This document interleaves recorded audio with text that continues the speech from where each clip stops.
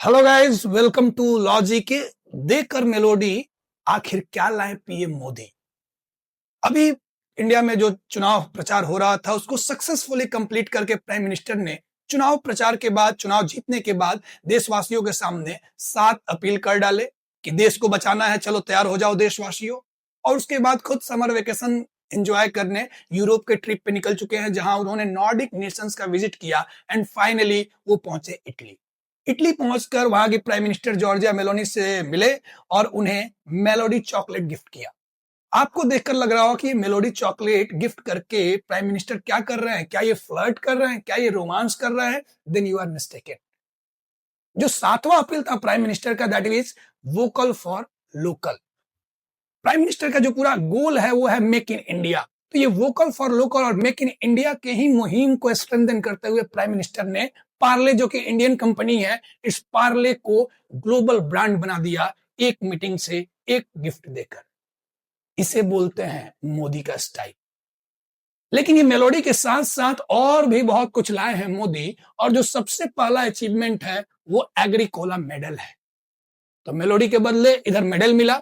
ये Agricola medal जो है, ये food and agriculture organization FAO ने प्राइम मिनिस्टर को कन्फर्ड किया है। उनके जो एफर्ट्स हैं फूड सिक्योरिटी एंड एग्रीकल्चर को लेकर, उसे अप्रिशिएट किया गया है। Prime minister Modi food security को लेकर काफी वोकल रहे भी हैं। प्राइम मिनिस्टर मोदी और इंडिया के एफर्ट के कारण यूनाइटेड नेशन के अम्ब्रेला के तहत FAO के कोऑर्डिनेशन के साथ ही 2023 को इंटरनेशनल मिलेट ईयर डिक्लेयर किया गया था। मिलेट आप समझते होंगे, मोटा अनाज, ज्वार बाजरा जिसमें आता है।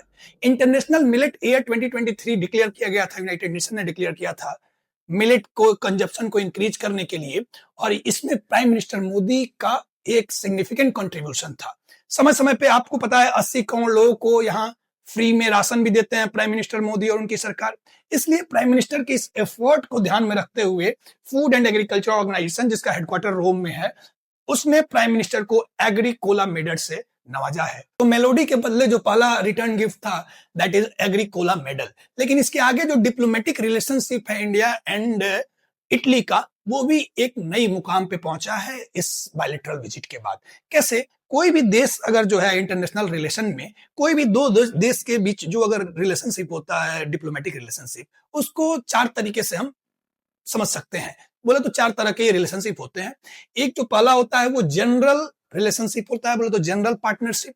जो जब बातचीत की शुरुआत होगी दो नए देशों में, तो वो जनरल पार्टनरशिप से शुरुआत करते हैं और फिर वो आगे एग्रीवेट होके स्ट्रेटेजिक पार्टनरशिप बनता है। वो स्ट्रेटेजिक पार्टनरशिप आगे और बेटर अंडरस्टैंडिंग बन जाए, साझेदारी हो जाए, तो कॉम्प्रिहेंसिव स्ट्रेटेजिक पार्टनरशिप हो जाता है। और जब बिल्कुल अल्टीमेट लेवल पे ये साझेदारी चली जाती है, तो ये स्पेशल स्ट्रेटेजिक पार्टनरशिप होता है। तो इंडिया और इटली इससे पहले कॉम्प्रिहेंसिव स्ट्रेटेजिक पार्टनर्स थे। फाइनली अब वो उसे अपग्रेड करके स्पेशल स्ट्रेटेजिक पार्टनरशिप करार दिया गया है। ये अपने आप में इंडिया का ये स्पेशल स्ट्रेटेजिक पार्टनरशिप बनना अपने आप में एक सिग्निफिकेंट आउटपुट है जो इस विजिट से मिला। साथ ही कुछ की सेक्टर्स हैं जिन सेक्टर्स को लेकर कुछ MOU एंड कुछ रोड मैप साइन हुए हैं। इसमें पहला है defence and security. Italy generally पहले इंडिया को कुछ डिफेंस इक्विपमेंट सप्लाई करता था, जिसमें ऑगस्टा वेस्टलैंड हेलीकॉप्टर था, एक VVIP हेलीकॉप्टर। इस हेलीकॉप्टर को लेकर इंडिया में विवाद भी हुआ था। कांग्रेस के टाइम में ये डील हुई थी जिसको लेकर विवाद हुआ था। उसके बाद से इंडिया ने इटालियन कंपनीज को बैन कर दिया था एक तरीके से अपने मार्केट को एक्सेस करने से। उस बैन को फाइनली हटाते हुए और आपस में एक बेटर डिफेंस एंड सिक्योरिटी पे कोलैबोरेशन हो, हम टेक्नोलॉजी शेयर करें एक दूसरे देश के साथ, और साथ में ज्वाइंट वेंचर्स बोले तो इटालियन कंपनी और इंडियन कंपनी आपस में साझेदारी करके साथ मिलके कुछ बनाए, ऐसे रोड मैप को तैयार किया गया है, जिसे एक शब्द में बोले तो एक टर्म दिया गया, डिफेंस इंडस्ट्रियल रोड मैप। ये सबसे जो है बड़ा अचीवमेंट है। इसके साथ जो वहां की गार्डिला डी फाइनेंजा है, बोले तो वहां की ED इन्फोर्समेंट डायरेक्टरेट जो मनी लॉन्ड्रिंग के इर्द गिर्द का मसला देखती है, तो वहां की जो गार्डिया डी फाइनेंजा है और साथ में जो हमारी इन्फोर्समेंट डायरेक्टरेट है, इन दोनों के बीच में भी एग्रीमेंट हुआ है ताकि ये बेटर कोऑपरेशन करेंगे, ताकि मनी लॉन्ड्रिंग को कर्व किया जा सके, उसको मॉनिटर किया जा सके।